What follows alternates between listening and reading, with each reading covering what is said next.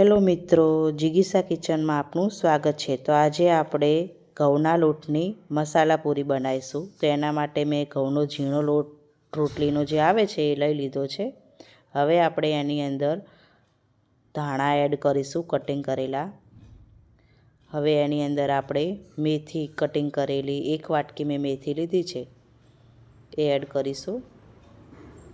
હવે આપણે 1 ચમચી જેટલા તલ એડ કરવાના છે।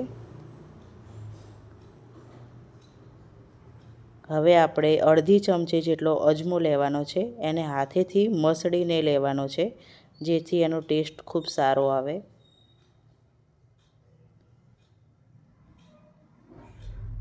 હવે એમાં સ્વાદ પ્રમાણે મીઠું એડ કરવાનું છે।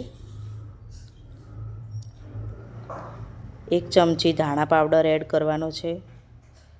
1 ચમચી હળદર પાવડર એડ કરવાનો છે અને 1 ચમચી મરચું એડ કરવાનું છે। જો તમારે તીખી વધારે ખાવી હોય તો મરચું વધારે એડ કરી શકો છો। હવે આપણે એની અંદર 2 ચમચી જેટલું દહીં એડ કરીશું।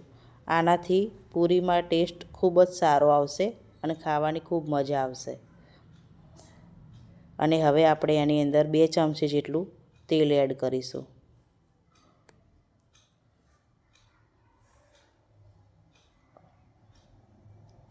હવે આપણે એને સારી રીતના મિક્સ કરવાનું છે।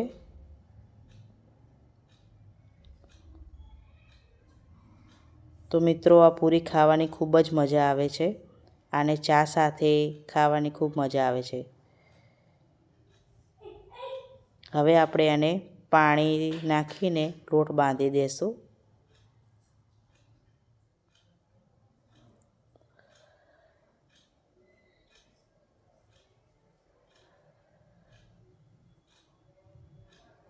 હવે આપણો આ લોટ બંધાઈ ગયો છે, તમે જોઈ શકો છો।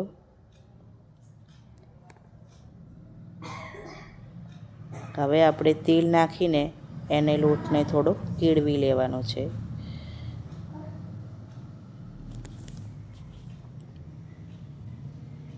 હવે આને સારી રીતના મિક્સ કરવાનો છે। આ લોટને બહુ ઢીલો પણ નહીં અને કઠણ પણ નહીં, એવી રીતનો બાંધવાનો છે। આપ જોઈ શકો છો, મેં આવી રીતનો લોટ બાંધી દીધો છે।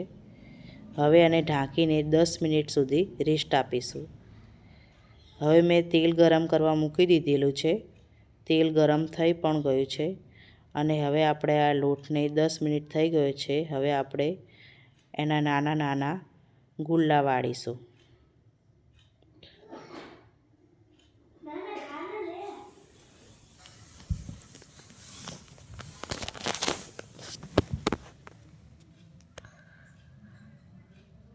હવે આપણે એને પૂરી વણી લેશું।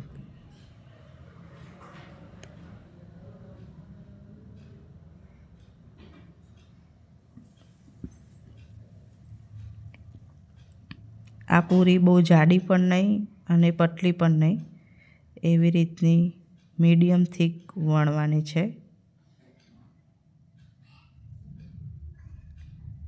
આપણે આ પૂરી વણી દીધી છે, તમે જોઈ શકો છો। આ રીતની આપણે પૂરી વણવાની છે।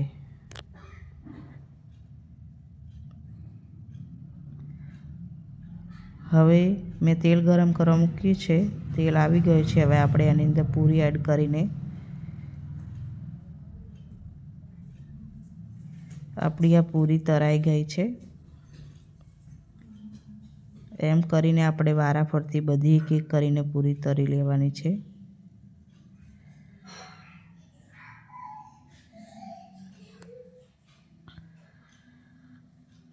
હવે આપણે આ બધી પૂરી તળાઈને રેડી થઈ ગઈ છે। મિત્રો, જોતાં જ ખાવાનું મન થઈ જાય એવી આપણી આ ઘઉંના લોટની મસાલા પૂરી રેડી છે। જો તમને પણ અમારો આ વિડીયો પસંદ આવ્યો હોય તો લાઈક કરો, શેર કરો અને સબસ્ક્રાઈબ કરો। Thank you.